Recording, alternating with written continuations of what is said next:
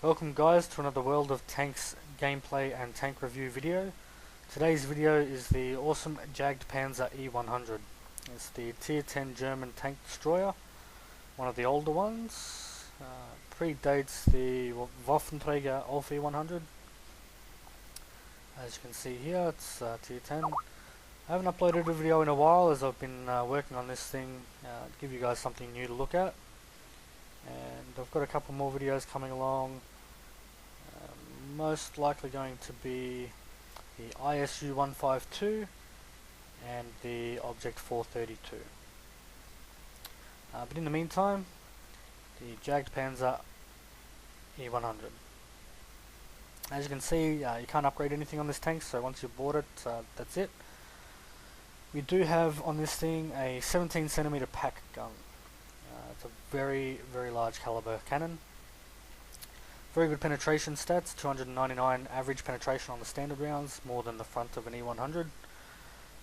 Average damage is about 1000, and with your high explosive anti-tank rounds, average 420 millimeters, and your high explosive rounds, an average of 85. But that one does an average of 1400 damage. If you look at the tank itself though, we'll have a look at the maximum values of those shots.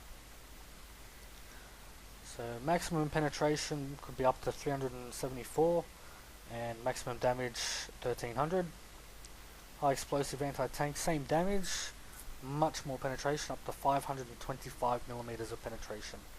More than anything I can think of in the game, except for a few stronger areas such as gun mantles and things like that on some bigger tanks. The high explosive rounds, not much penetration, up to 100 millimeters, 106 millimeters to be exact. Good for soft targets, SPGs, light tanks, and the sides and rears of some other tanks. If you can penetrate them, you can do up to 1750 damage. Massive amounts of damage. This tank, fairly good amount of health points, 2.2k, so you can soak a few good hits. As well as its armor takes a bit of a pounding as well. The speed averages about 30, which is a pretty good speed for a tank destroyer, even one of this size. It allows you to maneuver around. Traverse speed is pretty low at 20 degrees, so tanks will flank you and take your sides pretty easily, so try and kill them before they get there. And view range 400 with the binoculars up to 500.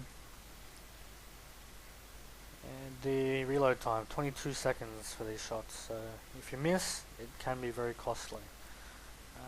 But it certainly makes up for that with its punchy gun.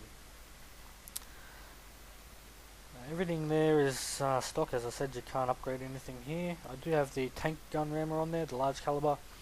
Just helps reduce that reload time a bit, by 10%, so probably about 2.5 seconds overall.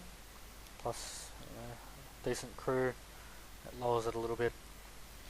I have the super heavy spall liner, as you can see from the tank inspector, which I'll show you in a moment. It's a big flat surface on top of this tank, and it's very weak armored. So artillery love slow moving tanks that are this big that have no armor on the roof, so they will shoot at you a lot if they can. Alright, let's have a look at Tank Inspector and then get into some gameplay. Alright guys, so this is the JagdPanzer E-100 in Tank Inspector. It's a good little program, this one. I'd recommend using it if you want to have a look at the tanks and their armor values. Let's bring it up so you can have a look at its armor here and compartmentalize it basically, see where its weak spots are. Like most tanks, lower glacis plate. Always shoot at that if you can, especially on German tanks, as you'll usually knock out their motor, their engine, slow them down, sometimes set them on fire, that sort of thing.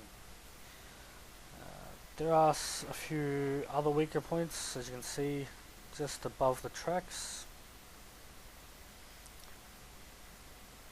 And that's about it front on. Tracks will eat up damage.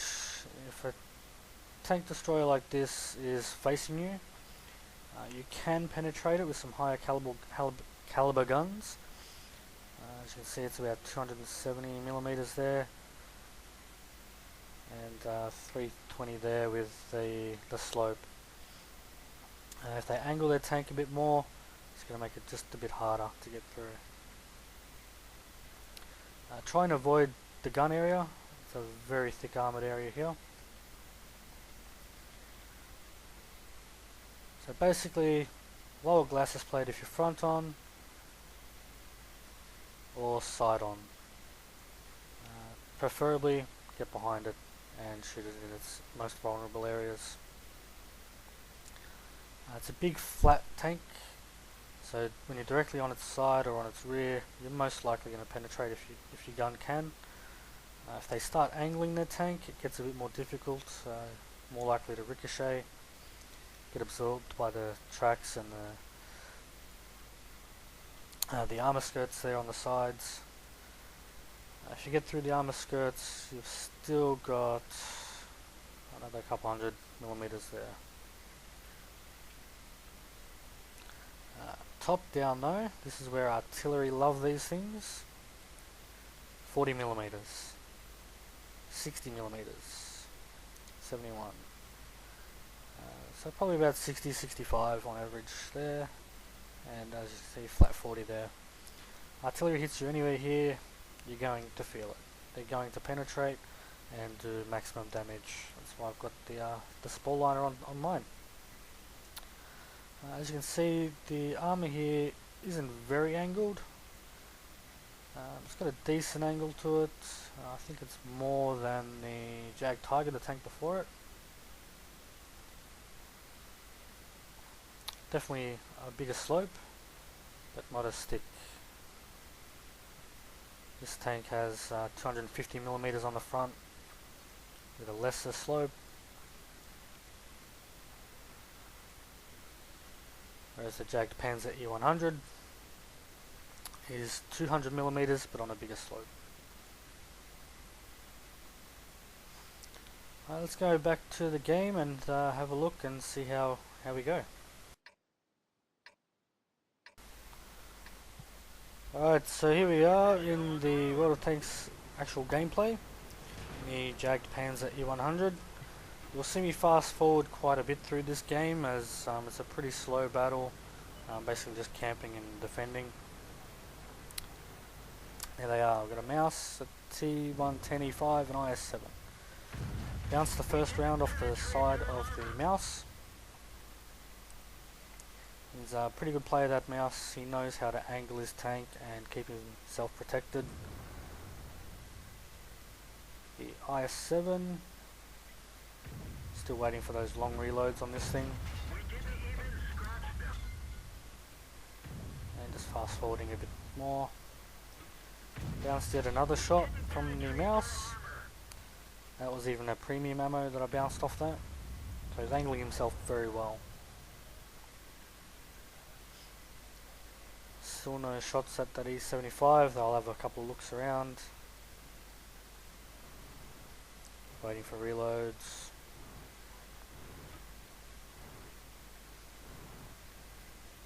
And waiting for something to shoot at. E75 was being killed off. It's one less threat to deal with. And boom, headshot. Ammo racked, and IS-7 took 2,150 damage from that one round. Poor guy. I'm not complaining. Adds to my score and weakens the enemy considerably. Our southern flank has fallen. I'm keeping an eye on the map, even though it doesn't look like I'm moving around. As long as the Rhine metal's there, I'm gonna stay over here. If he dies, then I'll probably push around. Ooh, AMX got very cocky there, and it cost him his life. Don't know why he did that. He was never going to kill either of those two tanks with their health.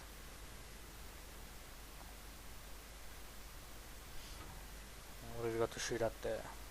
The mouse is coming back out to play. 488 damage off of a HE shell, so his armor absorbed a lot of that high explosive damage.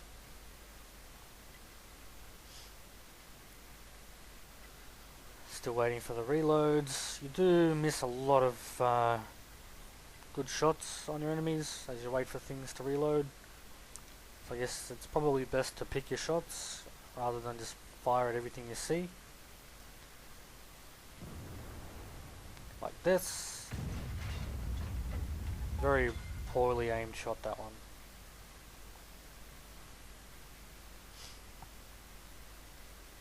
Better off waiting for a guaranteed hit than taking your chances and missing and having to reload. Let's see what I can hit. I'm aiming, I know I'm probably not going to hit it, but I'm aiming for his turret ring. 566 damage off that one, not sure exactly where it hit. So I was on pretty low health there. And that flank looks fairly secure. The Rhine Metal's falling back, so I'm not sure if he's taken some damage. Whoop. T125 is now dead. Mouse is on very low health. And the IS-8 looks like he ran away a little. Or at least trying to flank around. Totally missed everything on that hit. The STA is moving around on a lower flank there, so I think it's about time that I move and get into a better firing position to defend the base. At this point though, they do pretty much need to 3-cap to win this. So I point that out to our colleagues in chat. We only need to defend, we don't need to kill them all or capture anything. Nice little shot into the side of the STA there. 1000 damage, 1027 to be exact. Took a cheeky little shot from the little object over there. An IS-8 managed to penetrate me with stock rounds. Still reloading. 981 damage there. He bounced 2 premium shells, that little object 140. Got hurt by an E-100 and bounced 2 more rounds. Game's nearly over, last 20 seconds to go. Got lots of health, so I push forward just to see if I can get that last little shot off on this little guy and finish him off for the remainder of his health. So that's 6,491 damage. Let's have a look at the post-game stats. So there we have it, a victory. We've got ourselves nothing special there. Ace Tanker 3rd class, a couple of badges and medals. Did manage to get 1,158 XP. I've already had the daily double, so that was just normal XP on that one. And a total of 70,000 silver.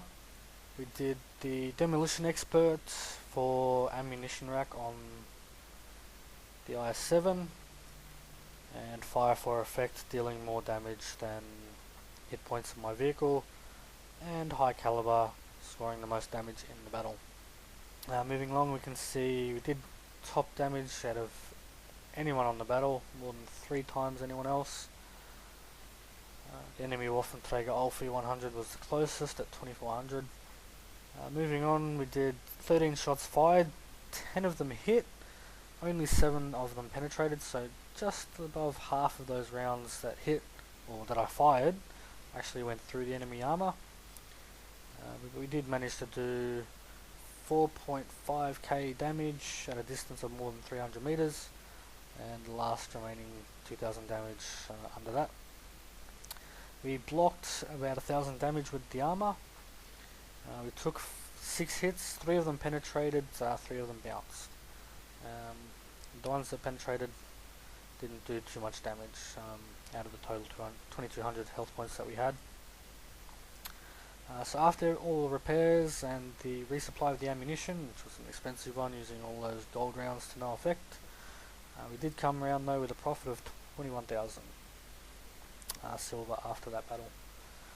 Well, there it is, quick gameplay, quick review, and nice little look at one of my newest tanks. I've got a couple more tanks to show you, and hopefully I'll have some videos of them up for you soon. Thank you for watching, and have a good day.